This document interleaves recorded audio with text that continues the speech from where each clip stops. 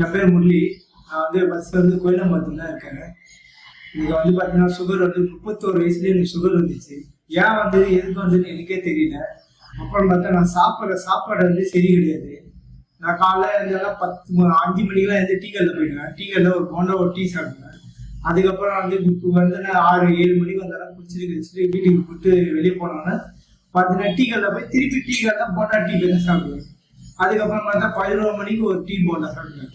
அதுக்கப்புறம் பார்த்தா 2 மணி இல்லை நான் 3 மணிக்கு லஞ்சு தான் சாப்பிடுவேன். 3 மணி லஞ்சு சாப்பிட்டு 4 மணிக்கு போனால் டீ கடை அதேமாதிரி டீயும் போண்டா தான் குடிச்சிருக்கேன். தூக்கம் பார்த்தீங்கன்னா வந்து 2 ஹவர் தூக்கம் 3 ஹவர் தூக்கம் இதுதான் தூக்கமே எனக்கு. அதனால வந்து பார்த்தா எனக்கு சுகர் வந்த காரணமே அதனால தான் எனக்கு காரணம் ஃபுட்டு சாப்பிட்றதுனால தான் எனக்கு காரணமாக இருந்துச்சு. அதுக்கப்புறம் நான் ஆசிரியர் போனால் ஊசி மாத்திரம் கொடுத்தாங்க, எல்லாமே கொடுத்தாங்க. ஆனால் வந்து சுகர்னா நான் அசால்ட்டாக இருந்தேன். இதுதான் நான் ஒன்றையும் பிரச்சனை இல்லை அப்படின்னு அசால்ட்டாக இருந்தேன். ஆனால் லாஸ்ட்டில் இப்போதான் எனக்கு தெரியுது கஷ்டம் தான் இருந்தது. சுகர் வந்ததுனால இவ்வளோ கஷ்டப்பட்டுருந்தேன். அது மாதிரி தான் நான் கிட்டக்கிட்ட ஒரு 5 லட்சம் 6 லட்சம் சுகருக்குன்னே நான் செலவு பண்ணேன். ஆனால் அப்போ கூட எனக்கு சரியாகல. கை கால் வலி, கால் வலி, முட்டி வலி. போனால் டாக்டர்கிட்ட போனால் அந்த மாத்திரை கொடுப்பாங்க, சீட்டை கொடுப்பாங்க, அதே மாத்திரையை திருப்பி கொடுத்துருந்தாங்க. அதனால் எனக்கு ஒன்றும் செட் ஆகலை. இந்த நியூட்ரிஷன் வந்து காமிச்சா பார்த்தோம் பாடம் மேடம் இன்னும் வந்து காமிச்சாங்க. நான் சாப்பிட்டுலேருந்து எனக்கு உடம்பு பாட கை கால் பாட மாத்திரையே நான் குறைச்சிட்டேன், ரொம்ப குறைச்சிட்டேன் மாத்திரை. எனக்கு தேவையானதான் மாத்திரை போடுறது, இல்லைன்னா நான் மாத்திரையே போட மாட்டேன். இப்போ எனக்கு உடம்பு கை கால் எல்லாம் முட்டி கிட்டி எல்லாமே நல்லா தான் இருக்குது. ஒன்றும் ப்ராப்ளம் பண்ணவே இல்லை, நல்லா தான் இருக்காங்க.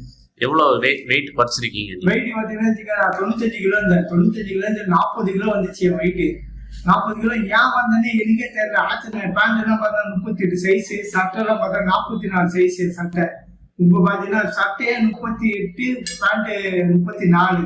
அந்த அளவுக்கு குறைஞ்சிச்சு உடம்பு. ஏன் குறைஞ்சிருந்து எனக்கே தெரியாம இருந்தது. பார்த்தா சுகர் வந்ததுனால குறைஞ்சிது. இப்போ பார்த்தீங்கன்னா 60 கிலோ கரெக்டான லெவலில் இருக்கிறேன். என்ன வேலை பார்க்குறீங்க? நான் பார்த்தா நைட்ல இந்த அட்ஜஸ்ட்மெண்ட் கிளீன் பண்ற வேலைக்கு போவேன். நைட்ல மட்டும்தான் போவேன். பகல ஃபுல்லா வீட்டில் ஃப்ரீயா தான் இருப்பேன். இத்தனை நியூட்ரிஷன் சாப்பிட்டு இருக்கீங்க. இப்போ நியூட்ரிஷன் சாப்பிட்டதுக்கு அப்புறம் உங்களுடைய சுகர் எப்படி இருக்கு?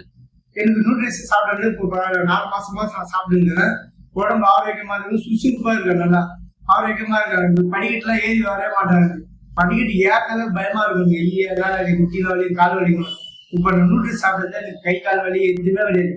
டீ காஃபி எதுவுமே கிடையாது. நான் ஆஃபீஸ் மட்டும் தான் ஊற்றிருக்கிறேன். டீ காஃபி போண்டா கிண்டா எதுவுமே தொடர்றதே கிடையாது. கிட்ட போனவனே சொல்ல மாட்டாங்க, அப்படியே உட்காந்து. சுகருக்கு டாக்டர்கிட்ட போனீங்களா? டாக்டர் என்ன சொன்னாங்க உங்களுக்கு? சுகர் கிட்ட டாக்டர் கிட்ட போனவனே என்ன சொன்னாருன்னா, இது வந்து என்னப்பா பிரச்சனை இல்லை, சரி பண்ணிடலாம் அப்படின்னாரு. சரி பண்ணிடலாம் தான் நான் பார்த்தேன். ஆனால் பார்த்தா 4 மாத்திரை, ஒரு நாளைக்கு 4 மாத்திரை போகணும். மத்தியானம் காலைல 4 மாத்திரை, மத்தியானம் 4 மாத்திரை, நைட்டு 4 மாத்திரை போட்டேன்னு என்னால் ஏற்றுக்க முடியாது. மயக்கமா இருக்கும், அப்படியே கேரா மாரி இருக்கும்.